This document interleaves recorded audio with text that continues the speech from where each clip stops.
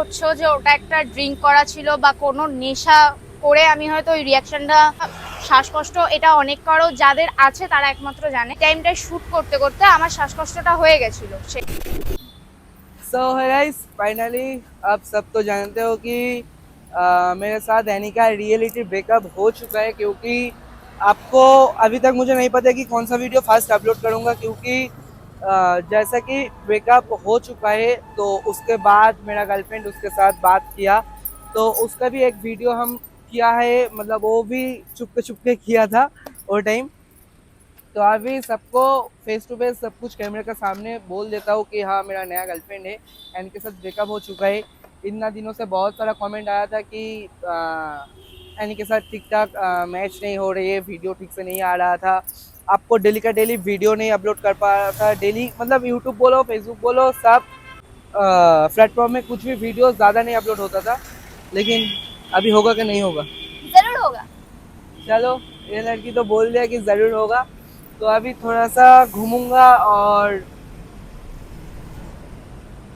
एक video upload करना होगा। मुझे बहुत सारा कमेंट आया था अगला दिन एक शूट का टाइम जो एनिका के साथ हुआ था, मतलब उसका थोड़ा सा क्या प्रॉब्लम हुआ था, तो वो टाइम वो सेंसलेस हो गया, तो उसके लिए भी एक वीडियो अपलोड होगा कि ऐसा कुछ नहीं हुआ था, कोई ड्रिंक भी नहीं पिया, कुछ भी नहीं हुआ था।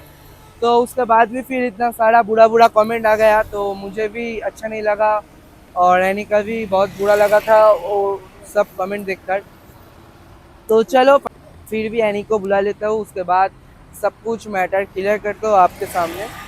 तो चलो कुछ टाइम कैमरा बंद करते हैं और एनी को बुला लेते हैं, उसके बाद कैमरा फिर से অন করতে হবে। তুমি আবার রাগটা করো না, কারণ আগের দিন করে ওই মানে যে ভিডিওটা করেছিলাম যে শ্যুটটা, তো মানে অজয়ের সাথে শ্যুটটা করেছিল ফার্স্ট, দেন ওখানে আমিও ছিলাম, আমিও শ্যুটটা করেছিলাম, বাট তারপরে ও একটু সেন্সলেস হয়ে গেছিলো, তো ওই কারণে প্রচুর ব্যাড কমেন্ট এসেছিলো, তার জন্য ওকে ডেকেছি যে যেটা মানে যেটা হয়েছে সিচুয়েশনটা সেটাই খালি জানানোর জন্য। ঠিক আছে, ওই তো আসছে।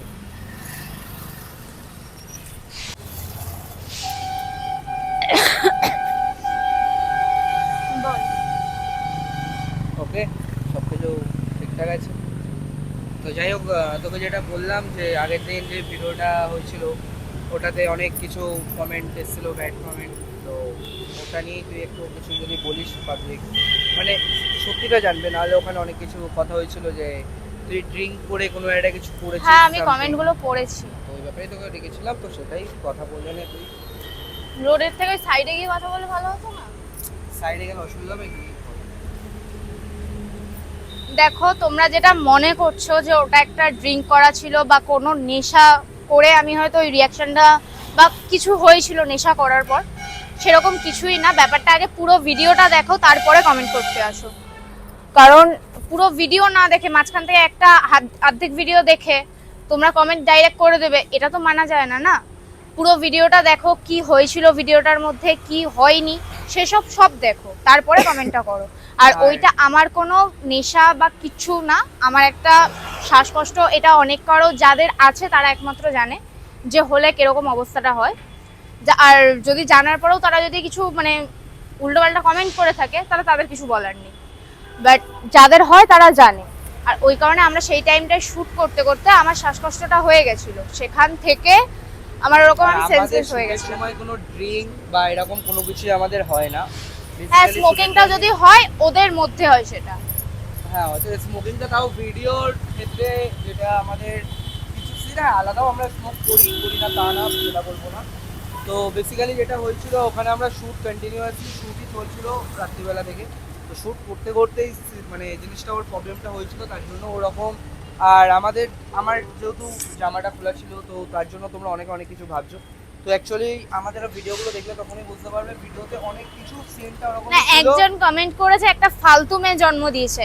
আরে দাদা, আপনি দেখুন আগে, তারপরে বলুন। তাও আমি আপনাকে দাদা বলে সম্মান করছি, তা অন্য কেউ হলে তাও করতো না। আগে পুরো ভিডিওটা দেখো, তারপরে একটা কমেন্ট করতে আসো। ফালতু একটা জিনিস পুরোটা না দেখে তোমরা দুম করে একটা কমেন্ট করে দেবে, এটা কি? আগে পুরো ভিডিওটা দেখো, ওর ব্লগেও আপলোড করা হয়েছে সেটাও দেখো। ব্লগ করেছে ও, সেই টাইমটায় পুরো ফুল ভিডিওটা রয়েছে, আমাদের শুটে যেই কটা ভিডিও রয়েছে সে কটা ভিডিওই রয়েছে ওখানে।